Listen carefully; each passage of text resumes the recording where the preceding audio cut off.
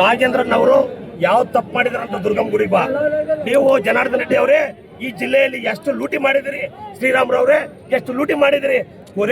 Corona ಇದ್ದ ಸಂದರ್ಭದಲ್ಲಿ ಜನ ಸಾಯ್ತಿದ್ರೆ ಇಂಜೆಕ್ಷನ್ ಮಾರ್ಕೊಂಡಲ್ಲ ಸ್ವಾಮಿ, ನೀನು ಬೆಡ್ ಮಾರ್ಕೊಂಡಲ್ಲ ಸ್ವಾಮಿ, ಇವೆಲ್ಲ ಕಿಟ್ಟು ಮಾರ್ಕೊಂಡಲ್ಲ ಸ್ವಾಮಿ. ಇಷ್ಟಕ್ಕಿನ ದುರದೃಷ್ಟ ಏನನ್ನ ಐತಾ?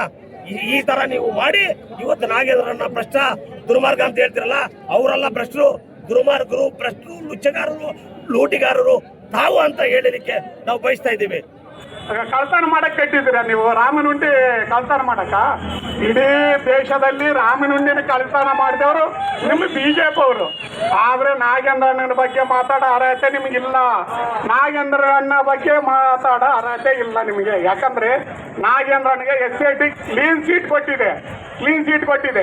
ನೀವು ಯಾವುದು CBI ಅದು ED ಅದು ಇದೆ ಅಂತೇಳಿ ನಿಮ್ಮ ಅದೇನಂತ ನೋಡಿ, ನಿಮ್ಮ ಪ್ಯಾಕೆಟ್ ಅಲ್ಲಿರೋ CBI EDನ ಯೂಸ್ ಮಾಡ್ತಾ ಇದ್ದೀರಿ.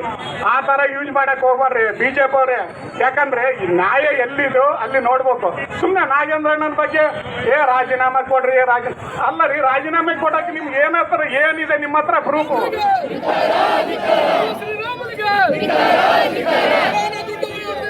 बीजेपी सरकार का केंद्र बीजेपी सरकार का